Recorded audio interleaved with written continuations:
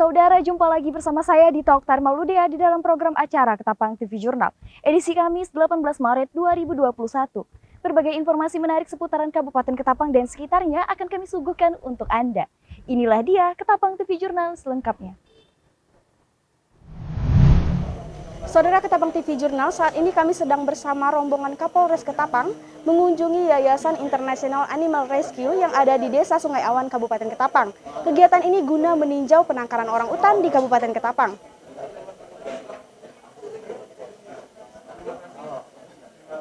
Kunjungan Kapolres Ketapang AKBP Wuryantono ini dalam rangka meninjau penangkaran orang utan di Yayasan International Animal Rescue Indonesia dan sebagai bentuk dukungan dari Polres Ketapang dalam pelestarian lingkungan hidup di Kabupaten Ketapang. Yayasan International Animal Rescue Indonesia juga memberikan penghargaan kepada Polres Ketapang dalam komitmen penegakan hukum penambangan emas tanpa izin di wilayah Kabupaten Ketapang yang dapat merusak lingkungan hidup flora dan fauna. Dalam kesempatan ini pula, Kapolres Ketapang AKBP Wuryantono memberikan kenang-kenangan sebagai bentuk dukungan kepada Yayasan International Animal Rescue Indonesia yang telah melakukan penyelamatan satwa, khususnya orang utan di Kabupaten Ketapang dan sekitarnya. Oke. Jadi kan kita bicara lingkungan hidup ya. Lingkungan hidup itu berarti hidup. Ya, manusia juga kalau kita mau hidup, kita perlu lingkungannya itu yang bisa memberi kesempatan kepada manusia untuk bisa kita bagaimana menggunakan sumber daya alam itu tanpa merusak ya secara berkelanjutan.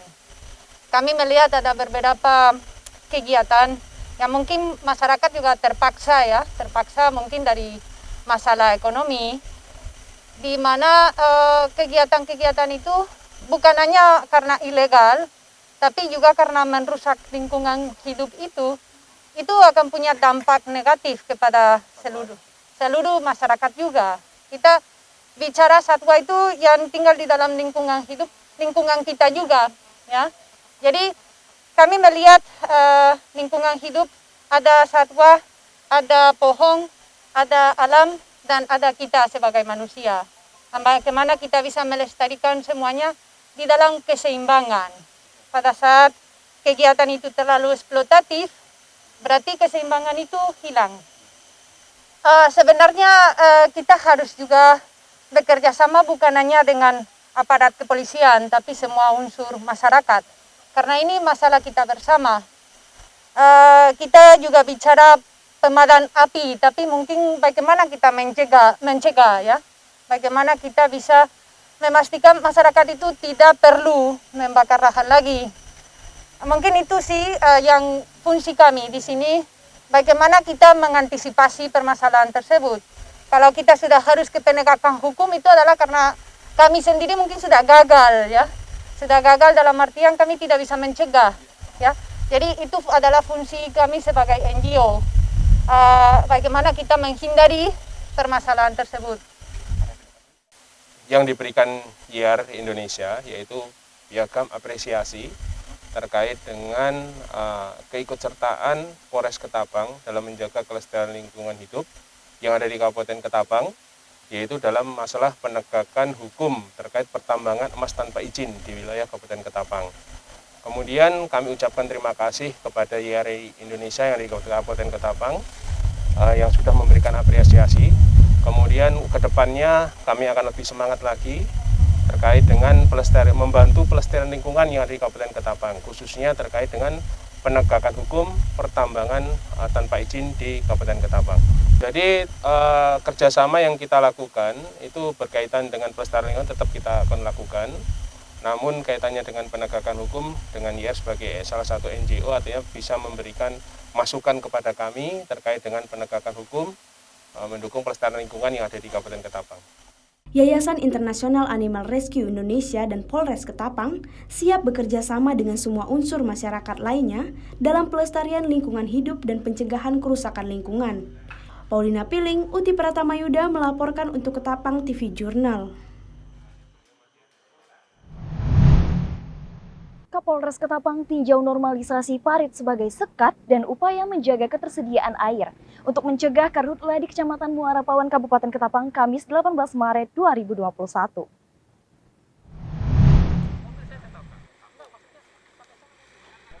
Kunjungan Kapolres Ketapang AKBP Wuryantono dan jajarannya yang didampingi Kapolsek Muara Pawan, Camat Muara Pawan, Manggala Agni dan BPBD.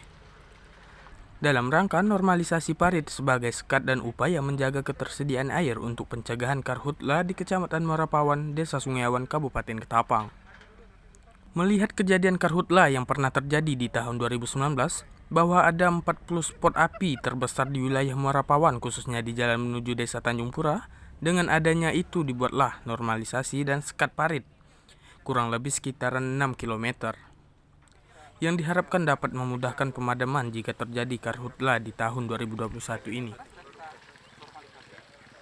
Kegiatan kita hari ini, saya mewakili Musbida Kabupaten Ketapang meninjau terkait dengan adanya pembuatan sekat kanal dalam rangka antisipasi karhutla yang ada di wilayah Kecamatan Muara Pawan. Kegiatan sekat kanal yang dilakukan kali ini itu sudah berjalan 4 hari, diinisiasi oleh Muspika Kecamatan Muara Pawan, kemudian dengan memanfaatkan CSR perusahaan PT SKM. Artinya dengan adanya sekat kanal yang sudah dibuat kali ini, itu adalah sejauh kurang lebih 6 meter, 6 km. Karena melihat kejadian karhutla pada tahun 2019 di wilayah Muara Pawan khususnya di Jalan Tanjung Pura ini ada sekitar lebih dari 40 titik hotspot api, sehingga upaya yang dilakukan adalah membuat sekat kanal. Kemudian dalam pembuatan sekat kanal ini nanti direncanakan akan dibuat rurak per 50 meter, sehingga rurak itu bisa dimanfaatkan untuk menyimpan ketersediaan air. Selain itu juga sudah direncanakan dari BPBD, nanti didukung dari PT SKM dan adanya tim perumus dari Manggala Agni, pemerintah daerah, TNI dan Polri, itu akan dibuatkan sifatnya jembatan guna menghubungkan perlengkapan-perlengkapan yang ada di jalan masuk sampai dengan di mana titik lokasi itu terjadi. Jadi ini merupakan salah satu pilot project yang ada di Kabupaten Ketapang, sehingga diharapkan dengan adanya yang pembuatan sekat kanal yang ada di Muara Pawan ini bisa menjadikan contoh di lokasi-lokasi lainnya dengan memanfaatkan CSR di masing-masing perusahaan yang ada di Kabupaten Ketapang. Jadi harapannya untuk karhutla di tahun 2021 ini yang diperkirakan oleh BMKG akan terjadi karhutla di bulan Juli sampai Agustus dan September, tentunya bisa diantisipasi dan dilakukan pencegahan. Upaya-upaya salah satunya adalah pembuatan sekat kanal yang sekarang kita sudah lakukan ini. Ini merupakan pilot project yang ada di Kabupaten Ketapang, sehingga diharapkan dengan adanya sekat kanal yang ada di Muara Pawan ini bisa dijadikan contoh di lokasi-lokasi lainnya. Sekat kanal ini kan kaitannya dengan ketersediaan sumber air.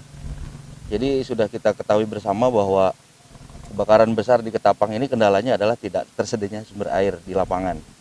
Makanya dibuatnya sekat kanal itu untuk ketersediaan sumber air. Jadi kami sudah melaksanakan 4 kali rapat konsolidasi di Kabupaten Ketapang bersama para mitra dalam karhutla yang ada. Pembuatan sekat kanal ini memang sudah direncanakan. Nah, ke depan memang kita perlu kajian-kajian dari Badan Restorasi Gambut, termasuk dengan NGO yang sudah melakukan kajian. Atau seperti di Pelang itu sudah dilakukan kajian oleh Tropenbos Indonesia. Dan mungkin bakal Ya makanya pasti perlu kajian-kajian karena ini masih kontradiktif untuk pembuatan sekat kanal ini. Kita masih perlu masukan dari Badan Restorasi Gambut yang menangani kawasan lindung gambut. Kita di Kabupaten Ketapang ada 3 kantong asap yang memang merupakan kawasan lindung gambut. Satu diantaranya adalah Tanjung Pura sampai ke Sungai Putri, yang kedua di kawasan desa Sungai Pelang, yang ketiga di Danau Buntar, Pak. Di Danau Buntar di bagian selatannya Ketapang. Jadi Manggala Agni sangat berterima kasih dengan adanya proyek seperti ini. Betul, kami sangat apresiasi sekali dengan adanya pembuatan sekat kanal ini. Manggala Agni Kabupaten Ketapang sangat mengapresiasi dengan adanya penyekatan kanal tersebut. Karena kita ketahui bersama bahwa kendala pemadaman karhutla di Kabupaten Ketapang sulit menemukan sumber air di lapangan. Oleh karena itu, dibuatkanlah sekat kanal untuk penampung air saat kekeringan di musim kemarau. Paulina Piling, Uti Pratama Yuda melaporkan untuk Ketapang TV Jurnal. Setelah melakukan vaksinasi tahap pertama untuk pelayanan publik, kini vaksinasi tahap kedua untuk pelayanan publik telah berlangsung di Pendopo Bupati Ketapang, Kalimantan Barat, Kamis pagi.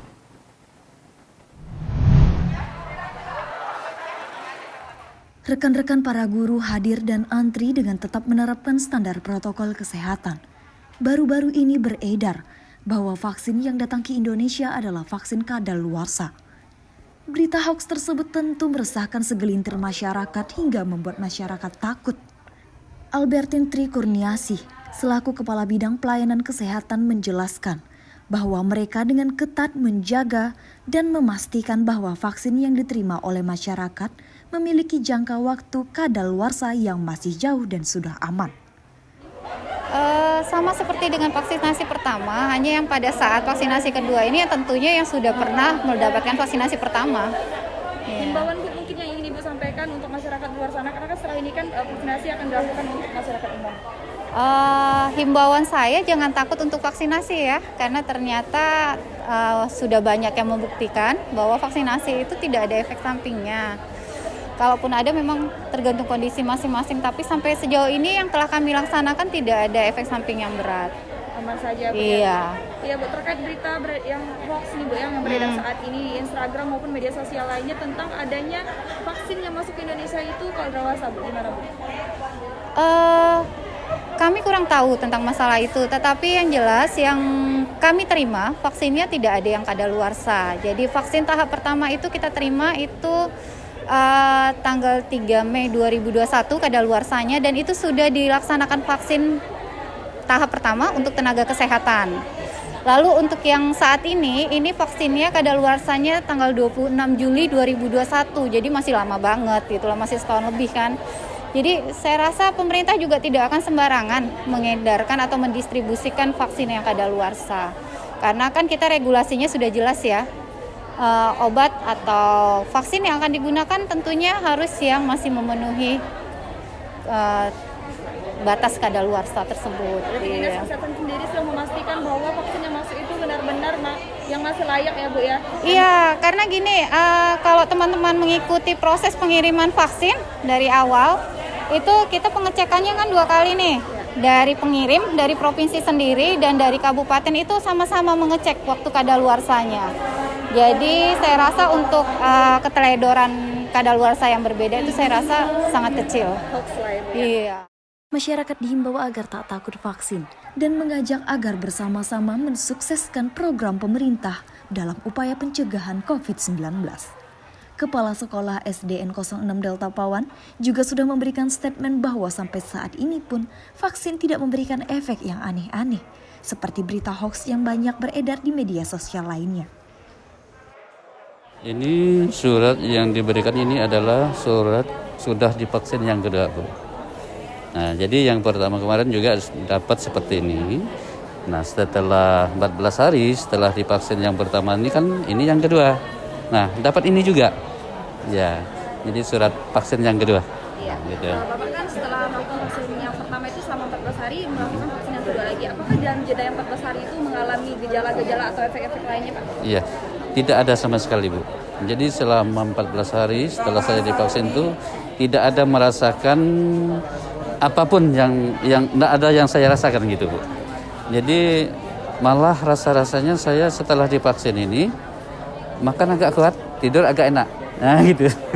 Ya. Jadi harapan saya kepada seluruh warga yang belum divaksin, kita jangan sampai termakan oleh isu hoax. Kebanyakan sekarang kalau kita baca di media sosial, itu banyak sekali yang menakut-nakutkan kita. Padahal itu tidak, Bu. Tidak sama sekali. Itu saja, Bu. Oke, terima kasih. Pemerintah berharap agar masyarakat mau dan bersedia bersama-sama mensukseskan program pemerintah dalam upaya pencegahan COVID-19 ini. Dari Kabupaten Ketapang, Dita Oktari Mauludea, Muhammad Naufal mewartakan untuk Ketapang TV Jurnal.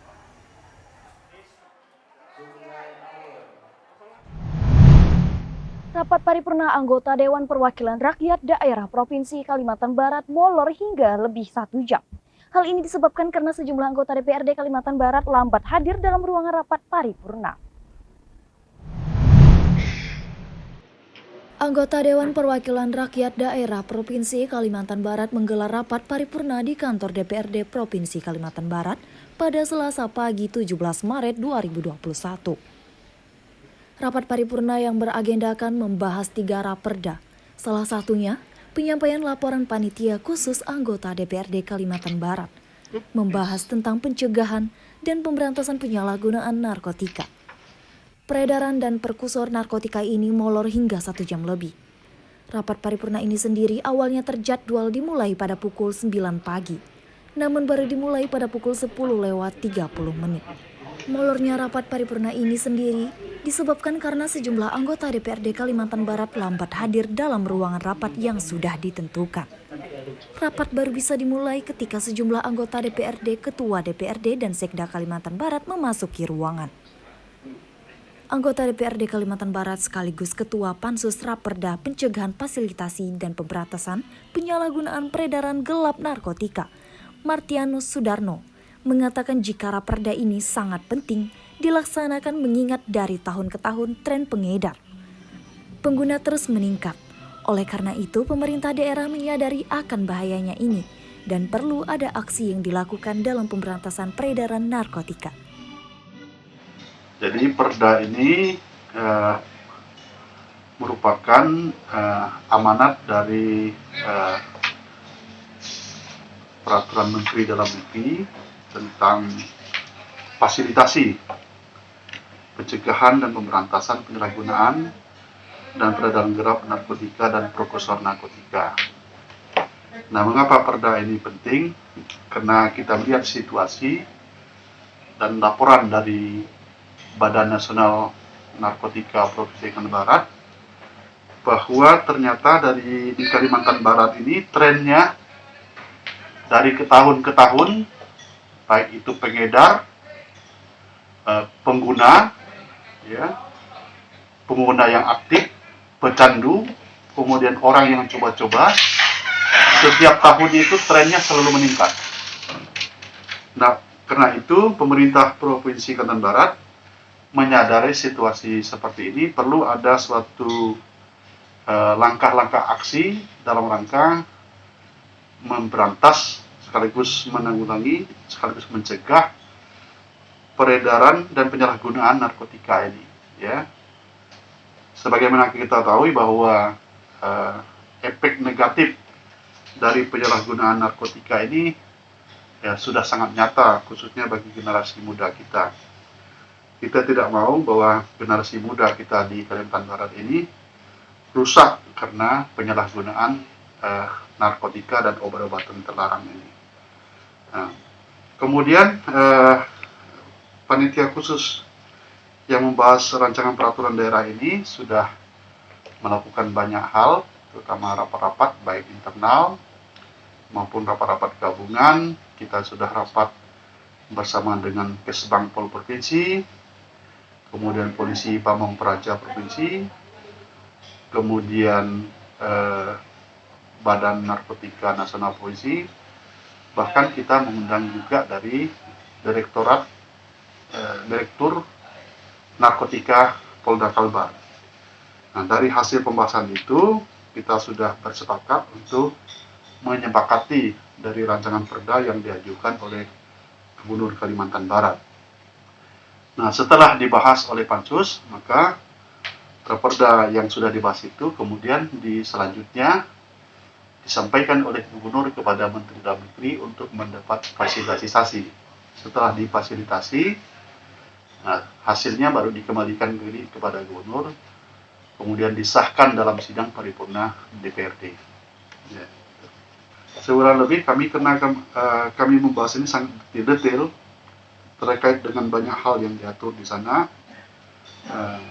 terutama judul kami ubah yang tadinya hanya raperda tentang pencegahan dan pemberantasan penyalahgunaan dan peredaran gelap narkotika, itu diubah menjadi fasilitasi.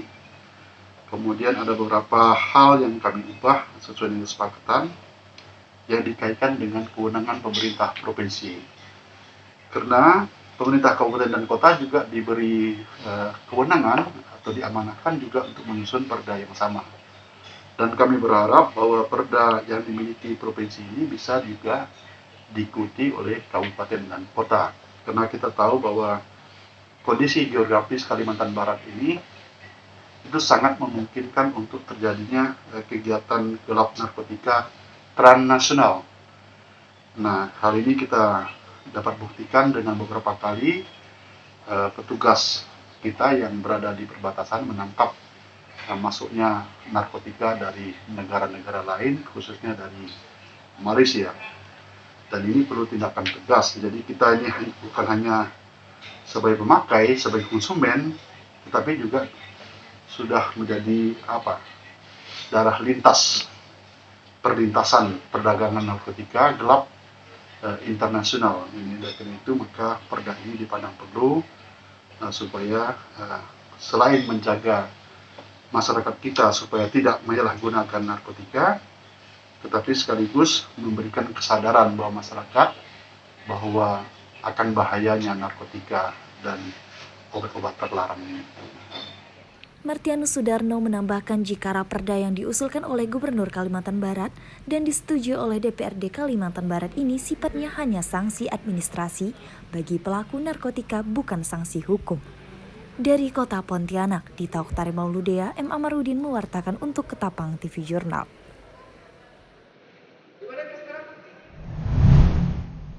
Demikianlah berita Ketapang TV Jurnal edisi hari ini. Ingat pesan ibu, jaga jarak, pakai masker, hindari kerumunan. Saya Dita Oktari Mauludea beserta seluruh tim redaksi yang bertugas pada hari ini pamit undur diri. Terima kasih dan sampai jumpa.